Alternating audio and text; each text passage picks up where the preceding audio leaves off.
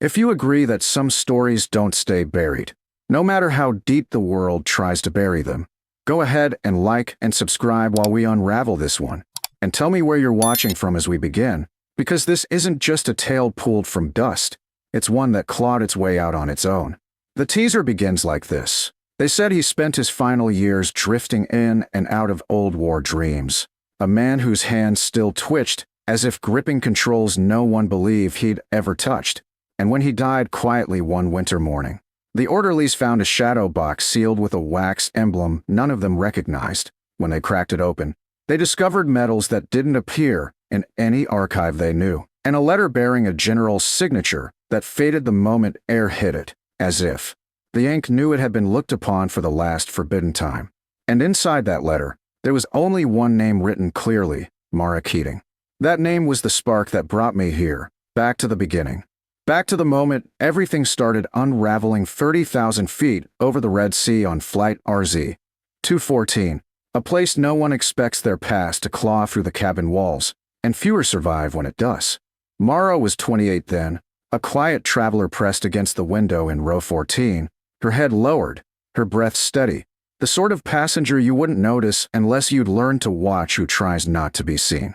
She carried herself with an ease that didn't match the exhaustion in her eyes, a soft, practiced stillness, the kind that grows in people who spent more years evading danger than speaking about it. And I remember thinking how small she looked in that blue fabric seat, her black jacket folded neatly over her lap, like a shield. This was before the screaming, before the wing tore open, before anyone on board realized they weren't being shaken by weather but by intention, and before the Apache pilots circling above the desert would resurrect a call sign the military thought it erased from its own files: Iron Talon. But in that first hour after takeoff, Mara wasn't the myth. She wasn't the whisper. She wasn't the ghost in classified briefings. She was a girl listening to the drone of engines, trying desperately to disappear into the hum of the cabin, because she'd left a life behind that refused to stay put. I watched her fingers trace the edge of her tray table, not nervously, but rhythmically, like she was counting something only she could hear. Intervals, patterns, maybe echoes of commands she'd spent years trying to forget. The flight attendants never noticed the way she scanned the cabin every few minutes, how her attention lingered on the emergency exits, the overhead compartments, and the floor panels most people didn't know concealed maintenance ports. But I saw it, and I understood it for what it was: the residue of a life lived too close to danger. She closed her eyes just as we reached cruising altitude, finally letting the tension slip from her shoulders. And for a moment, she looked impossibly young, a woman who could have been anyone: an analyst, a tourist, a student, someone on her way to a wedding or a funeral or a fresh start. But peace is a fragile thing on flights that don't know they're doomed, and it shattered only 40 minutes later when the first impact hit. The sound wasn't like thunder or turbulence. It was hollow, metallic, a violent punch to the aircraft side that sent coffee flying, passengers gasping, and oxygen masks rattling against their compartments. The cabin bucked hard, the lights flickering, and the captain's voice, strained, cracking, broke through the speakers telling us to brace, telling us they'd lost stabilization, telling us something had struck the aircraft, and they couldn't confirm the source. Screams erupted, the aisle erupted into chaos, and yet Mara rose, not fast, not frantic, but with the cold, precise motion of someone who'd already accepted the reality before the rest of us tasted the fear. She steadied herself on the headrest in front of her, her hair falling loose from its tie, and for the first time I saw a different version of her, as though a mask had fallen away. Not the quiet girl in 14A, but someone waiting for a situation exactly like this to happen. Another jolt tore through the fuselage, this one harder, sharper, and the plane tilted into a brutal descending angle that sent passengers tumbling toward the front. A flight attendant grabbed Mara's arm, shouting at her to sit down, to stay still, but Mara shook her off with a quick, firm motion. She didn't yell, didn't panic, didn't even look frightened. She looked disappointed, as if something she'd tried desperately to escape had finally caught up with her. And then she reached into her backpack. Not for a phone, not for a passport, but for a matte black device no civilian should ever have possessed. Compact, dense, etched with an encrypted rotary wheel whose symbols pulsed faintly like heat reacting to cold air.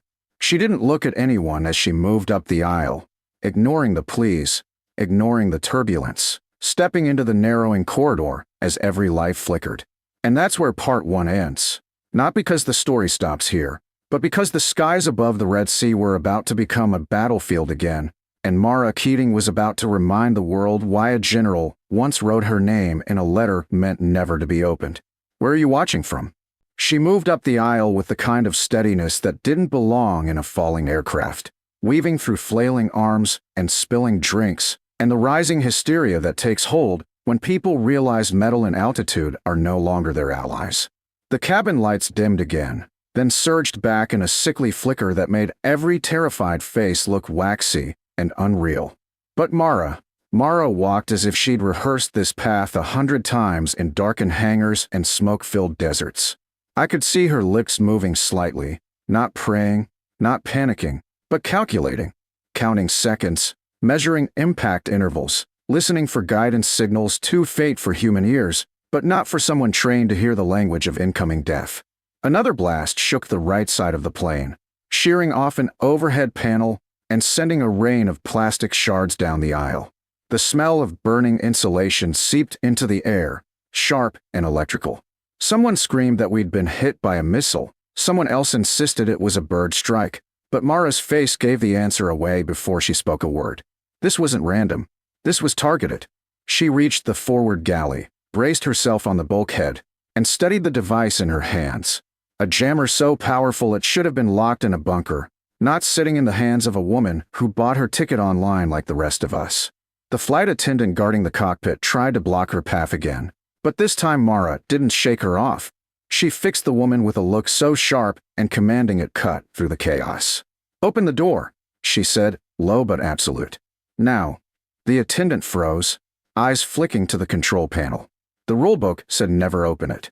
The fear in her throat said the same.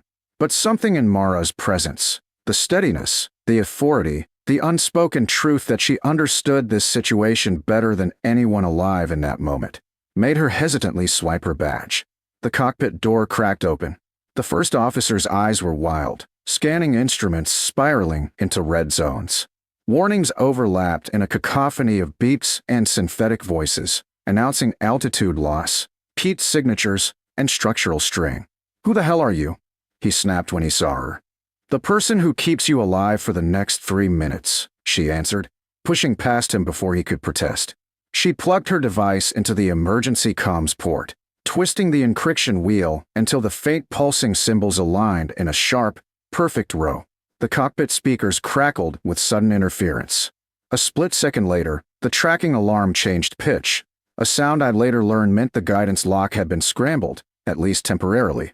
"You bought us seconds," the captain said hoarsely. "We need minutes." "Then hold this plane steady for 2 more impacts," Mara said, fingers flying over switches she shouldn't have known, isolating damaged circuits, rerouting power, forcing the aircraft to obey her instead of gravity. "After that, help arrives." "Help?" the first officer barked. "From who?" "We're not even broadcasting. We are now," Mara cut in. "And they're close. Military patrol sector overlaps this corridor. They'll hear me." The captain hesitated, caught between disbelief and the desperate need to trust anything that resembled competence. And then the third impact hit. It wasn't as sharp as the others. It was worse. This one sounded like the entire right wing had been struck by a metal fist. The plane bucked so violently that oxygen masks dropped, alarms screamed, and the world tilted into a stomach-dropping plunge. The cabin erupted. People cried, clutched each other, apologized for things long buried, said names like last rites. But inside the cockpit, amid the chaos, Mara planted her feet and spoke into the calm as if she were standing in a quiet briefing room instead of a dying aircraft. "FalconNet, this is Iron Talon," she said. And the moment the name left her lips, the entire atmosphere changed, not around the plane, but around her. It was as if she'd stepped into a version of herself she'd tried to leave behind, and the weight of it settled over her like a forgotten mantle. "Civilian airliner under hostile fire," she continued. "Coordinates transmitting. Repeat. Iron Talon requesting immediate support." Static crackled back. The captain muttered, "Iron what?" As if trying to place a ghost story he'd heard once and dismissed. Then a voice broke through, harsh, shocked, and impossibly relieved. "Talon? This is Apache 2-5. Say again." The cockpit fell silent, except for the warning alarms crying for attention. Mara didn't blink. Attack drone on civilian carrier. Missile lock active. Flight compromised. Need you on station. We're inbound. 2 minutes. Pulled altitude. Doing my best, she replied. She didn't look like she was doing her best. She looked like she was holding the entire plane together through willpower alone. And then we felt it. The subtle shift in descent angle, the plane leveling. Just barely, but enough to pull screams into stunned breaths. Enough to make hope feel possible. But hope is fragile, and whatever was attacking us wasn't done. Another guidance tone lit up the dashboard. A fourth missile. This one locked faster. Stronger. Deadlier. And Mara, for the first time, looked afraid. Not for herself, but for us. She pressed the transmitter button again. 2-5, we're about to lose the lock. You need to get eyes on us now. We see you, Talon. You've got 2 Apaches coming in hot. Just stay alive for 30 more seconds. 30 seconds. In a falling airliner, 30 seconds is an eternity and a heartbeat. And in that heartbeat, everything was about to change. Because for the first time since Mara stood from her seat in row 14, the sky itself answered her. 2 shadows cut across the clouds outside. Fast, sharp, unmistakably predatory. And with them came the sound that would haunt every survivor forever. The rising, thunderous roar of H. 64 Apaches charging into a fight they didn't understand, but would die before they let us lose. That was the moment the myth of Iron Talon became real.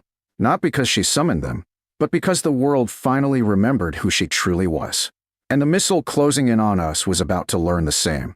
The fourth missile's lock tone rose into a sharp, piercing whine, the kind that warns you there isn't enough time left in the world to pray. The cockpit lights strobed red, the plane shuddered under the strain of altitude loss, and every soul aboard seemed to inhale at once. One collective, terrified breath. Mara didn't flinch. She leaned over the instrument panel, eyes narrowing as she twisted the encryption wheel on her jammer all the way to its final setting, the one she had sworn she would never use again. "This'll fry half the comms," the first officer warned, gripping his harness. "Better fried than dead," she replied. The jammer screamed, an unnatural, metallic burst that vibrated through the fuselage like a tuning fork struck by lightning. For a heartbeat, everything went silent. Then the missile veered left by a hair, just a hair, but enough to disrupt its trajectory. Enough to force it into a confused, unstable spin. Enough to buy us maybe 3 seconds. But 3 seconds was all the Apaches needed. Through the cockpit windshield, 2 dark shapes knifed downward out of the sunlight, sleek, violent, and impossibly close. Their rotors thundered past us, blades shimmering like war drums. "Talon, this is 2-5. Target locked. Firing." A burst of cannon fire rippled through the sky beneath us. A second later, a bloom of flame erupted below the right wing as the missile detonated midair, far enough to save us, close enough to shake the entire aircraft in a gut-wrenching jolt. The cabin erupted, not in screams, but in stunned, breathless disbelief. People clutched strangers, sobbed into their hands, murmured disjointed thanks to God, fate, the heavens, anything. But it wasn't over. Not yet. "We still have hostile launch signatures," Mara said, staring at the monitor. "Whoever's hitting us isn't alone." And she was right. Down below, amid the rolling blue of the sea, a small skiff tore across the waves. From above, it looked almost harmless, sun-bleached hull, ragged canopy. But the heat signatures blooming from its midsection told the real story. More launch tubes, primed and cycling. 2-5, hostile boat, bearing 019. Mara's voice was steady, controlled, not a trace of panic left. "Neutralize immediately. Civilians on board." "Copy. Engaging." The Apaches arced sideways in perfect formation, descending low. So low I could almost feel the downdraft rippling through the air from inside the plane. The skiff swerved hard, men scrambling on deck, one raising a launcher. Too slow.